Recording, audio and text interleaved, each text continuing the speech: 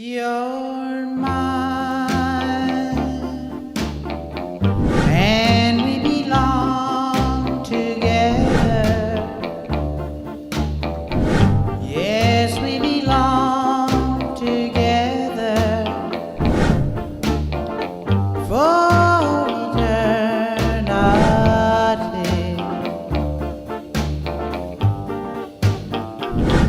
You're mine, your lips belong to me.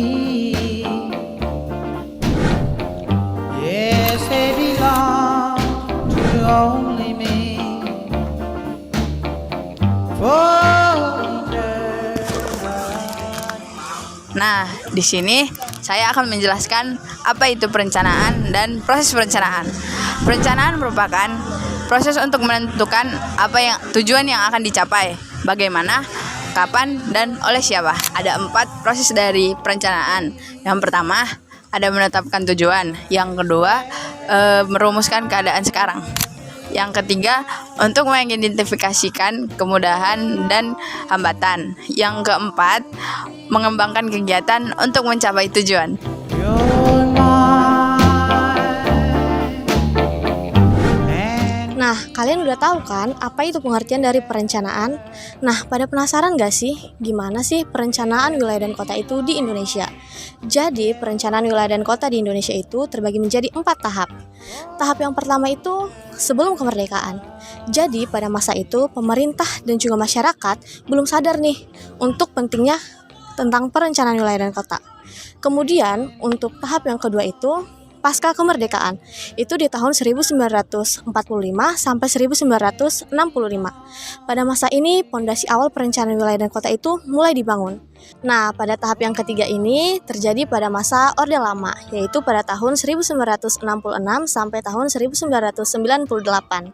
Nah, pada masa ini pemerintah mulai menyadari bahwa perencanaan wilayah dan kota itu sangat penting. Tahap yang keempat itu pada masa reformasi hingga sekarang. Nah, pada tahap ini ilmu perencanaan wilayah dan kota itu mulai dibangun dan dikembangkan. To only me. Kalian mau tahu nggak sih apa aja jenjang karir lulusan PWK? Tapi sebelum itu ada beberapa aspek yang harus dimiliki oleh lulusan PWK, yaitu beberapa aspeknya adalah communication skills, analytical skills, management and writing skills, dan decision making skills. Sesuai dengan namanya, perencanaan wilayah dan kota, lulusan PWK kebanyakan bekerja menjadi planner atau yang biasa disebut perencana yang bekerja di berbagai sektor, yaitu ada sektor pemerintahan, badan usaha milik negara, sektor bank, atau di perusahaan swasta, bahkan di perusahaan startup, dan bahkan bisa menjadi dosen atau peneliti. Yes, we belong. Kalian tahu nggak perbedaan antara ruang lingkup wilayah dan ruang lingkup kota?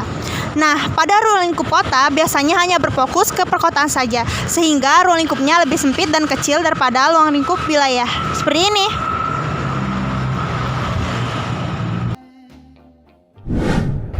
Nah, karakteristik itu mencakup perkotaan, perdesaan, dan daerah yang belum terbangun seperti hutan, pegunungan, dan pertanian. To only me. For eternity. Nah, kali ini saya akan membahas tentang perbedaan substansi kajian wilayah dan perencanaan kota. Perbedaannya terdapat pada fokus, cakupan, dan tujuan.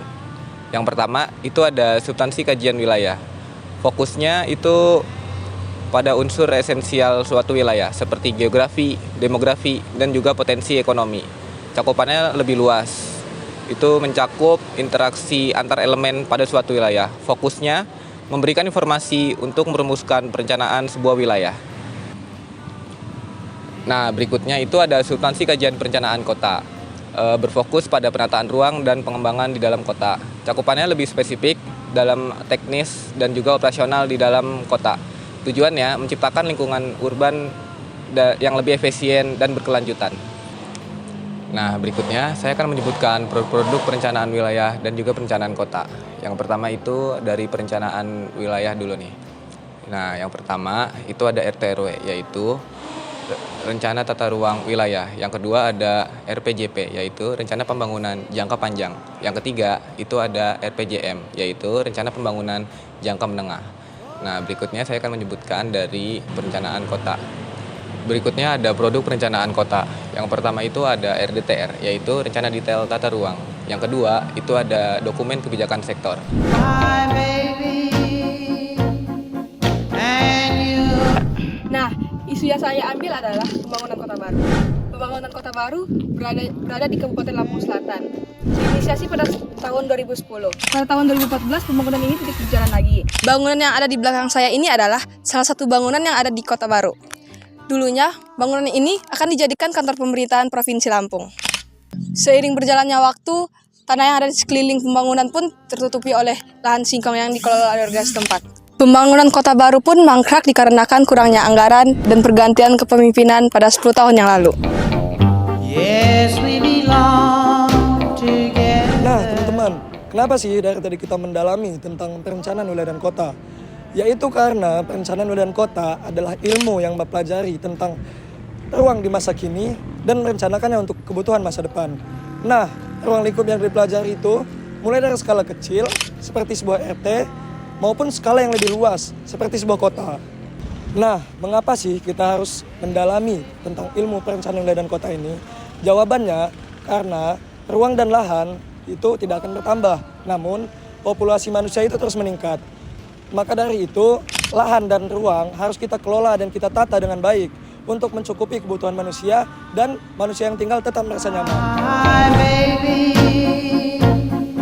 and you.